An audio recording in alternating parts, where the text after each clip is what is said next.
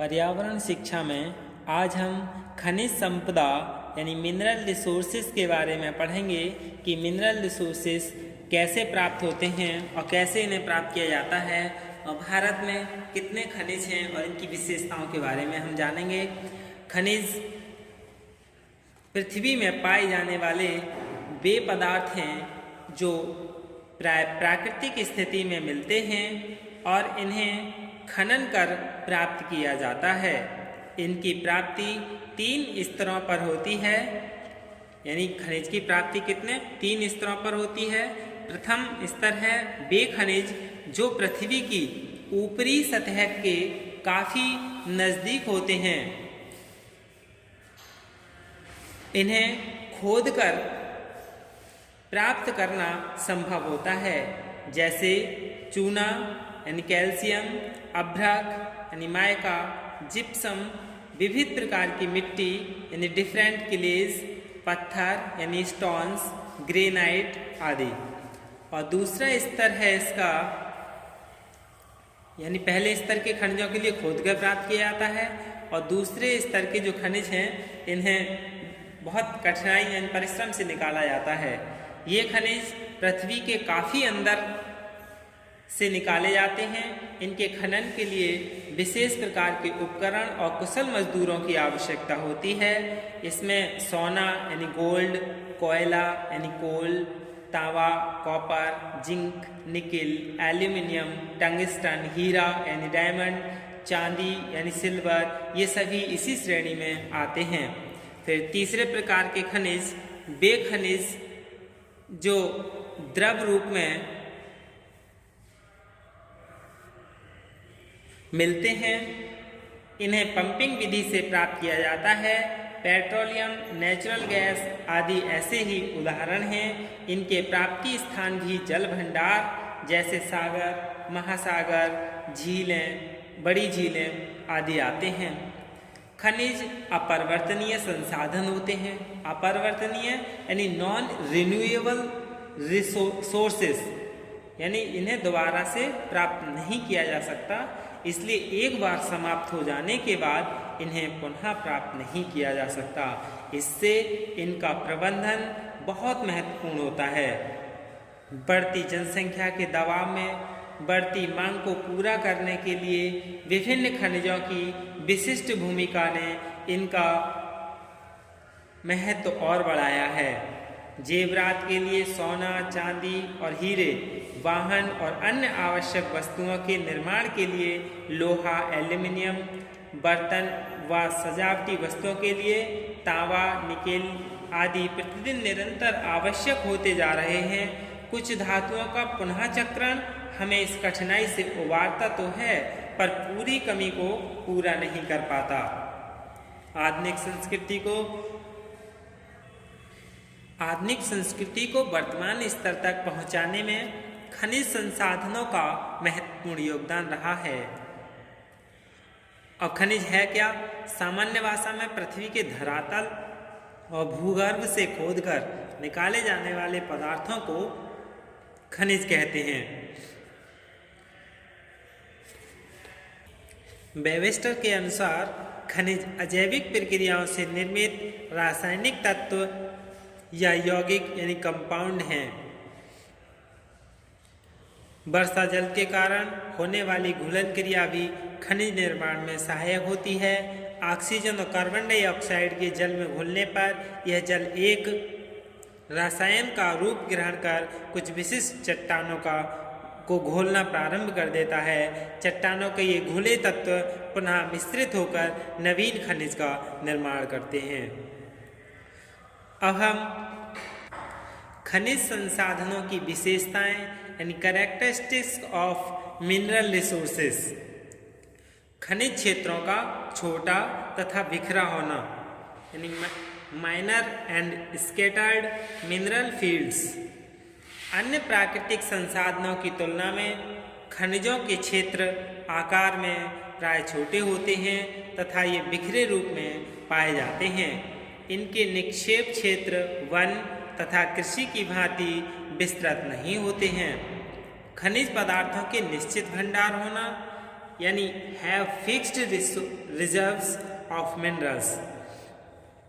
खनिज पदार्थों की निश्चित मात्रा में भंडार पाया जाता है। इनको एक बार उपयोग में लाने के बाद पुनः स्थापित नहीं किया जा सकता, क्योंकि इनके निर्माण में करोड़ों वर्ष का समय लगता है। फिर है अधिकांश खनिजों का भूगर्भ में स्थित होना, यानी most of the minerals are located in the ground, यानी अधिकांश खनिज भूमि के अंदर गहराई में स्थित हैं, इसलिए जिनका पता लगाने के लिए वैज्ञानिक और तकनीकी ज्ञान की आवश्यकता होती है। खनिजों का सर्वेक्षण व उत्पादन के लिए अधिक पूंजी, कुशल श्रमिक और प्रौद्योगिकी की आवश्यकता पड़ती है। इसी कारण छोटे तथा अविकसित राष्ट्र अपनी इस छिपी संपदा का पता नहीं लगा पाते हैं। और इसके बाद खनिज उत्पादन पर मांग का प्रभाव, impact of demand on mineral production. खनिजों का उत्पादन उपयोग एवं मांग पर आधारित होता है। ये देखा गया है कि मांग और मूल्य में वृद्धि के आधार पर खनिज उत्पादन भी बढ़ता है। यहाँ तक कि घटिया अर्थात कम धातु वाले खनिजों का भी उत्खनन होने लगता है, लेकिन मांग में कमी होने पर उच्च कोटि के जमामों में भी उत्खनन कार्य सिमट कर रह जाता है। फिर खाने गहरी होने पर खनिज उत्पादन महंगा होना। चट्टानों की गहराई और उत्पादन लागत का सीधा संबंध है।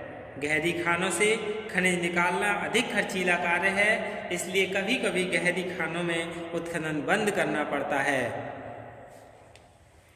अब हम भारत में प्राप्य खनिज यानी अवेलेबल मिनरल इन इंडिया, यानी जो कुछ खास खनिजों की उपलब्धता है उनके बारे में हम जानेंगे, जो भारत में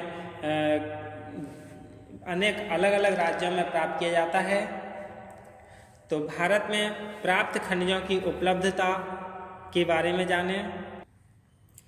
खनिज का नाम, संभावित उपलब्धता और मुख्य प्राप्य स्थान, यानी 3 चीज़ों के बारे में जानें। जैसे कोयला, कोल, जो कितनी उपलब्धता है भारत में संभावित 234.11 बिलियन टन, 234.11 मिलियन टन।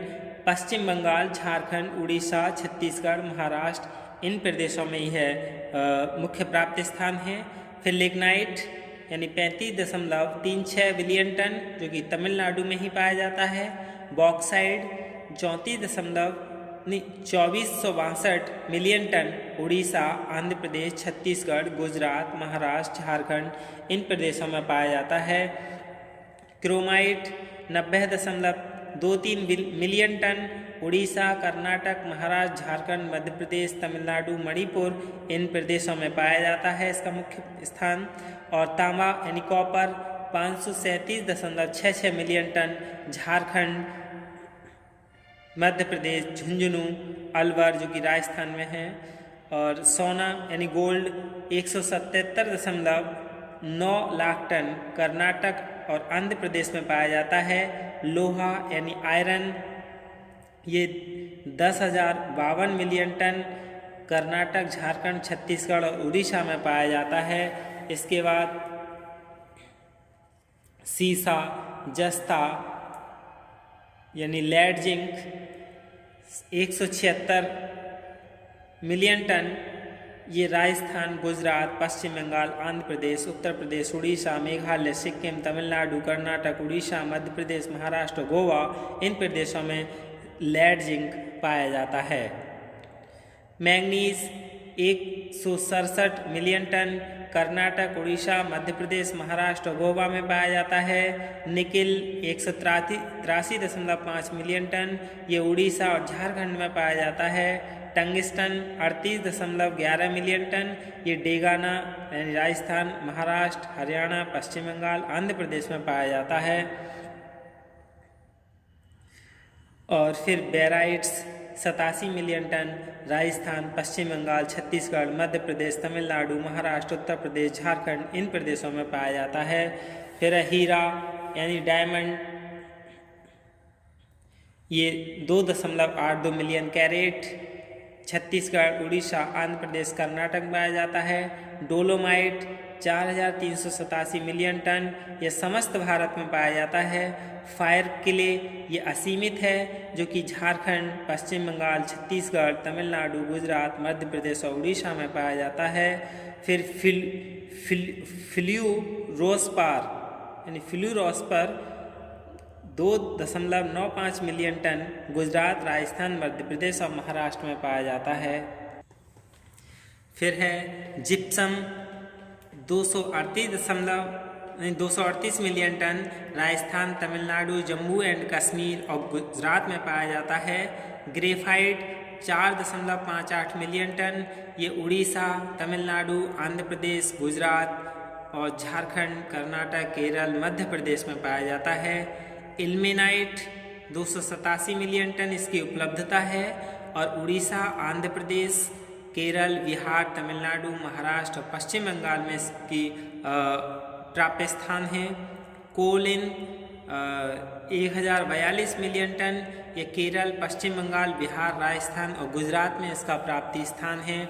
इसके बाद लाइमस्टोन यह 75,679 मिलियन टन है। मध्य प्रदेश, छत्तीसगढ़, आंध्र प्रदेश, गुजरात, राजस्थान, कर्नाटक एवं अनेक अन्य राज्यों में पाया जाता है। अभ्रक यानी मायका 45,000 टन आंध्र प्रदेश, बिहार, झारखंड, राजस्थान, उत्तराखंड इनमें पाया जाता है। मैग्नेसाइड भी उत्तराखंड, तमिलनाडु, राजस्थान, जम्मू कश्मीर, हिमाचल प्रदेश और केरल, कर्नाटक में पाया जाता है। और इसके बाद है कोयना काइनाइट और सिल्मेनाइट, यानी आंध्र प्रदेश, महाराष्ट्र, कर्नाटक, झारखंड, राजस्थान पाए जाते हैं। Phosphate minerals 160 million ton Madhya Pradesh, Rajasthan, Uttarakhand, Jharkhand, पश्चिम बंगाल, आंध्र प्रदेश, तमिलनाडु, राजस्थान में पाए जाते हैं। फिर अन्य खनिज भी हैं, जैसे वेंटोनाइट, कैल्साइट, फेल्सपार, पायराइट्स, स्टेटाइट, जिरफॉन और ग्रेनाइट और मार्बल। ये क्या हैं? ये देश के विभिन्न भागों में उपलब्ध खनिज हैं। यही क्या है भारत में प्राप्त खनिजों का उपलब्धता और प्राप्य स्थान है। धन्यवाद।